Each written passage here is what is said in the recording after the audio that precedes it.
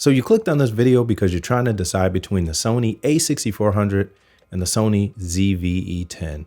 And you've probably been watching a lot of videos and you've been hearing a lot of conflicting information, like both these cameras are trash because they have the same sensor, which is really old, and they have the jello effect, which is rolling shutter, and Sony should have done away with these sensors a long time ago. Or you may have heard something like, well, the Sony ZV-E10 is just a Frankenstein camera because Sony took all the parts from other cameras and just made this camera just to sell some extra units and things like that. Well, this video here is going to help you dispel all of those myths, and it's going to help you choose the camera that's best for you. Now, I want to preface this video with this. What this video is not is a video telling you what camera is the best. I'm going to tell you what camera is the best for you, which requires you to know how you're going to use the camera. If you don't know how you're going to use the camera, then it's going to be very difficult for you to choose the camera that's best for you. So what I don't want to do with this video is look at the minor details and all the minute little things that have to do with these cameras, because that makes things very complicated when you're trying to decide on which camera is best for you. Instead, what I'm going to do is highlight the big differences between the two. That way you can narrow it down and pick the camera that is going to work best for you. Now, either one of these cameras is going to be great because they both do have the same APS-C sensor. Now, if you don't know what a sensor is, again, it's the thing that actually captures the image and turns it into digital and puts it on the SD card. The sensors in both of these cameras is really good, and I can attest to it because I have personally made money shooting weddings, events, and commercials and other things with the APS-C line. So I can tell you that this camera more than likely is going to be more than what you'll probably ever use it for. So either one is going to be good enough for YouTube, for vlogging, product reviews, whatever it is that you're going to do. You just have to put the time in to learn it. So with that being said, let's get into the differences between the A6400 and the Sony ZV-E10. The Sony A6400 came out in January of 2019, and Sony actually said that there were 5 fundamental things that this camera was supposed to do for the people that bought it. That is lens choice, image quality, speed, battery life, and a compact, lightweight design. Now, I can say for a fact that they did very well on this camera because the camera does meet all of those qualifications, especially when you compare them to the older units like the A6000, the A6300, and the A6500.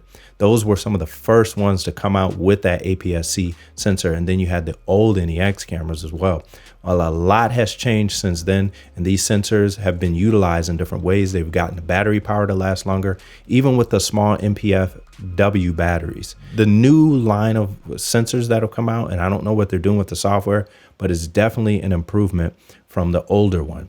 Now, let's look at the Sony ZV-E10 and see what Sony said the point of this camera was. So the Sony ZV-E10 came out about 2 months ago now, and the slogan for this camera was creating made simple. The whole premise of this camera was to take everything that was in the APS-C line and make it simplified so that you could vlog with it and if you were creative. So basically what they did was certain buttons and certain ergonomics of the camera were shifted and moved around so that those who are vlogging could still benefit from all of the good things in the APS-C sensor, but they could do it quickly and easily without it being a bunch of menus and buttons and things that you had to push. And I can say that they did a very excellent job with that camera because I recently got that camera. And if you haven't checked it out, I actually did a vlog with the camera, and I can tell you the flip screen and things like that made it 1,000 times easier.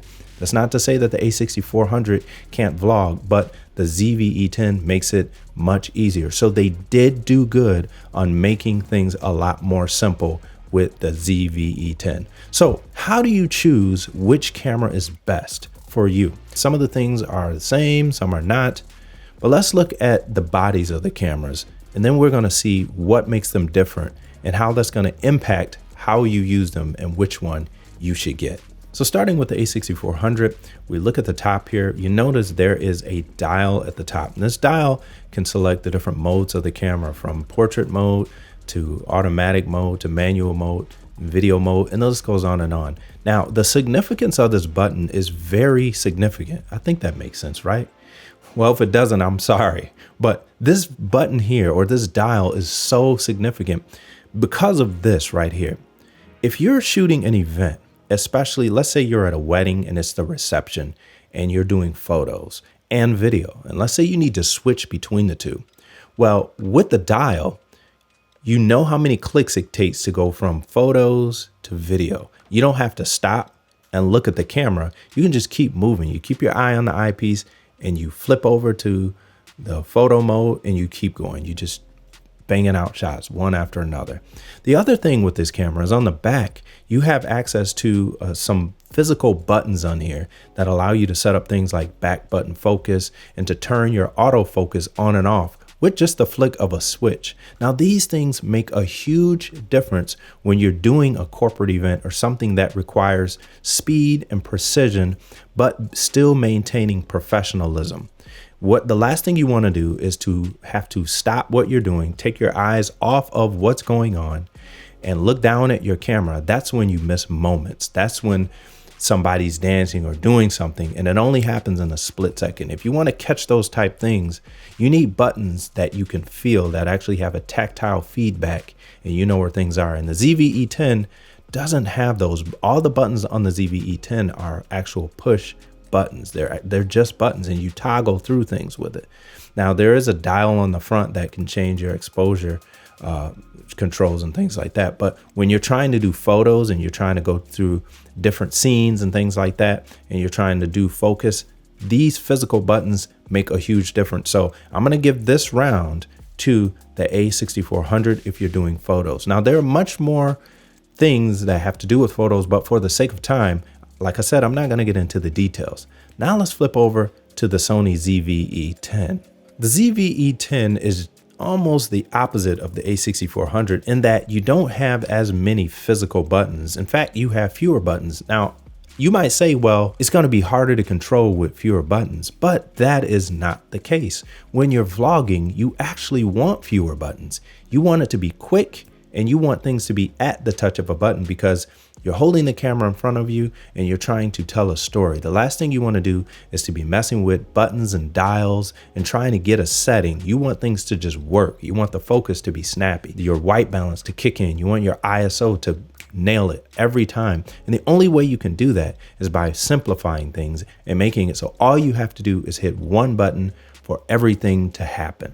Now, the good thing about that is you can still go in the menu and you can manually do things. But if you're vlogging, you're going to want things to be as simple as possible. So contrasting the A6400, what you don't want to do when you're at a wedding or something like that is to be going through menus trying to figure out your settings. You want those things to be at the touch of a button and a dial that you can assign different actions to.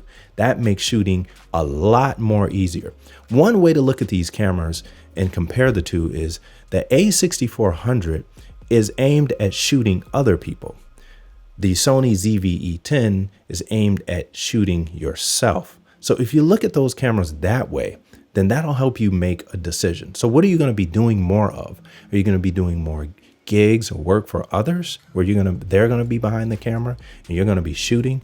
Or is it going to be the other way around? Is the camera going to be on you? If the camera's going to be on you, then the ZV-E10 is the way you want to go. Not only because of the buttons, but because of the screen that rotates, the built-in stabilization, and the access to Catalyst Browse. Now, if you haven't seen my video on the Catalyst Browse and how that works, check it out here. You could take a look and see it's excellent software. And I recommend the Sigma 16mm 1.4 on both of these cameras. Again, they're the same sensor. So if you're trying to figure out what lens to get, that's a great lens to start out with. So let's keep moving on so we can get to the bottom of which camera is going to work best for you. One of the things you may want to consider before you buy, as of right now, since the A6400 has been out longer, there's a lot more accessories. You have cages, there's different hookups and all kinds of different rigs that you can get because this camera has been around since 2019. Now, I'm sure those things are going to be here for the ZV-E10, but if you want a camera that you can rig out right now and get going, I would go with the A6400. Again, you can't go wrong with either camera, but if you're looking to get started right now and you're going to be shooting weddings, go with the A6400. Now, on the other hand, again, if you want to be vlogging and if you're going to be taking family photos or self-portraits, you can go with the ZV-E10. So I want to address two things that I believe are a major hang-up for people when it comes to choosing either the A6400 or the ZV-E10, and that is rolling shutter and stabilization. So if you don't know, since these cameras do share the same sensor, they suffer from the same problems. And I put problems in air quotes because it actually may not be a problem. And what I mean by that is this. So with the ZV-E10, since that just came out, there's some software called Catalyst Browse, which I mentioned before. If you haven't seen my video on stabilization, check it out. So Catalyst Browse uses the data from a gyroscope that's inside of the ZV-E10, and it works it out so that it can stabilize the footage. And it works very, very well, just as good as a gimbal. The only caveat to it is you crop in just a bit on your image, and within Catalyst Browse you can actually adjust how much the crop is. So it could be only 10% crop or it could be 5%, but depending on the movement and depending on your scene, you may just crop a little bit out. But if you get a wide enough lens, it really doesn't even matter. So the whole thing with stabilization on the ZV-E10 when you're vlogging is almost really not a issue because you have the software there. Not only do you have that software, but you also have the ability to do stabilization in the inside of the camera by cropping in. I would recommend the Catalyst Browse though, because that does a really good job. Now for the A6400, again, if you're going to get the A6400, more than likely you're not going to be vlogging with it. You can vlog with it, but most of the time it's going to be pointed at someone else. And the A6400, the way I use it is mostly on a gimbal, a tripod, or a monopod. So it's going to be stabilized either way. Keep in mind too, you can also get lenses like the Sony 18-105 that has OSS or optical steady shot in it. That makes a huge difference when you're zoomed in telephoto mode and you're trying to get it to be stable, whether you're taking a photo or video. There's night and day difference. So those stabilization arguments are almost don't matter. Now, the other one is the rolling shutter.